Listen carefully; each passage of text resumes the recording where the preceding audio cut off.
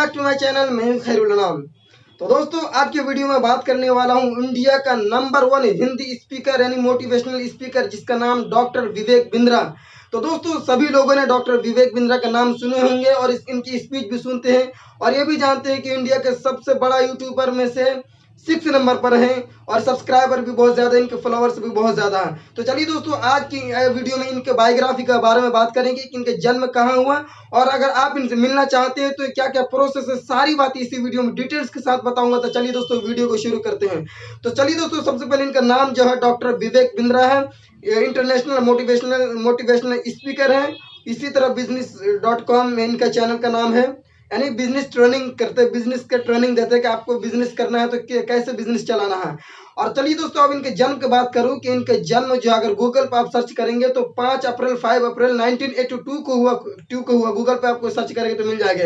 लेकिन ये इंटरव्यू में खुद कहते हैं कि मेरा जन्म जो है लखनऊ में हुआ। आप सुन सकते हैं बाउंस बैक करने के होंगे कि इन्होंने खुद कहा इंटरव्यू में कि मेरा जन्म जो लखनऊ में हुआ और 2-2.5 साल के थे कि इनके जो फादर का इंतकाल हो गया। इंतकाल होने के बाद इन्होंने अपनी जिंदगी दादा और अंकल के यानी चाचा के साथ गुजारे। इनकी जो जिंदगी ज्यादा माँ के साथ नहीं गुजारे अपनी जिंदगी, क्योंकि इनकी माँ किसी और से शादी कर लिए थे। तो चलिए दोस्तों अब इनकी क्वालिफिकेशन की बात करूँ, इन्होंने MBA की पढ़ाई की यानी मास्टर ऑफ बिजनेस एडमिनिस्ट्रेशन यानी MIT कॉलेज जो कि नोएडा में बिजनेस कॉलेज, वहां से अपनी पढ़ाई की।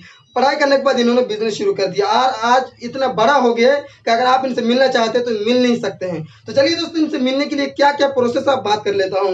तो चलिए दोस्तों अगर आप इनसे मिलना चाहते हैं तो आपको व्हाट्सएप पर मैसेज करना होगा, जैसे कि मैं मैसेज किया। तो मैसेज करने के बाद आपके पास रिप्लाई आएगा कि आपका नाम क्या, आप क्या करते हैं। आप सारी बातें आपसे पूछने के बाद आपको एक नंबर देंगे कि उस नंबर पर आपको कॉल कीजिएगा। कॉल करने के बाद वो आपसे पूछेंगे कि आपको मैं क्या हेल्प कर सकता हूँ। तो आप बताइएगा कि मैं आपसे उनसे मिलना चाहता हूँ। जैसे मैं बात किया हूँ, अपनी खुद से बात किया हूँ। बात करने के बाद उनसे पूछा कि आप क्या करते हैं। मैंने कहा मैं स्टूडेंट हूँ।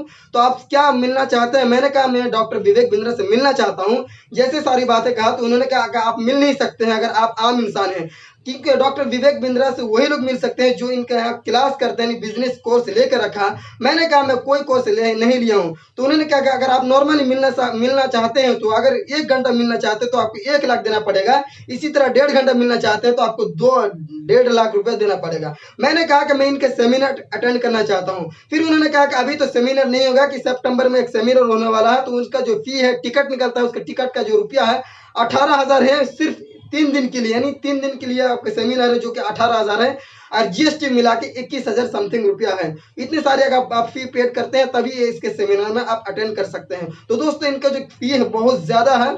इसलिए ज्यादा है क्योंकि इन्होंने जो भी ट्रेनिंग देते हैं, आप सक्सेस होने वाली ट्रेनिंग देते हैं, ऐसा ट्रिक बताते हैं कि आप जो भी बिजनेस करेंगे वहां से सक्सेस होके ही निकलेंगे। इसी वजह से इनका फी बहुत ज्यादा है।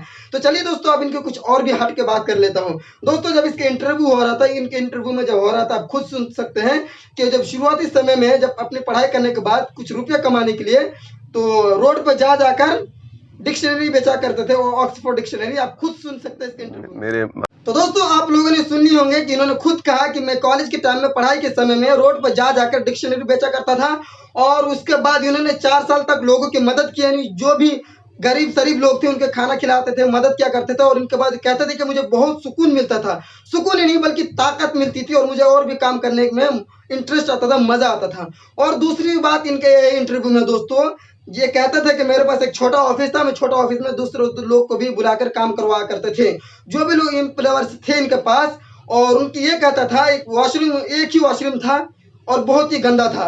और कहते हैं कि मैं उनको कहता था कि इस समय जाए कीजिए वॉशरूम, क्योंकि उससे पहले उनको खुद जाकर साफ क्या करना होता था। दोस्तों आप बिलीव भी नहीं कर सकते हैं। तो दोस्तों वीडियो देख सकते हैं। तो दोस्तों आप लोगों ने खुद सुन लिए होंगे कि इन्होंने खुद कहा कि अगर मैं जाकर वॉशरूम नहीं साफ करता तो मुझे इस बात का डर था कि ये लोग मुझे छोड़कर भाग न जाए। अगर भाग जाते तो मेरा सपना पूरा नहीं होता। तो दोस्तों इससे ये बात समझ में आती है कि आप कोई भी बिजनेस कर रहे हैं ना, तो कभी उस बिजनेस को छोटा ना समझे। आप एक दिन सक्सेस जरूर होंगे। तो चलिए दोस्तों मैं उम्मीद करता हूँ कि आपको मेरी जानकारी अच्छी लगी। अगर अच्छी लगी तो प्लीज कमेंट बॉक्स में कमेंट कीजिए। Okay, thanks for watching.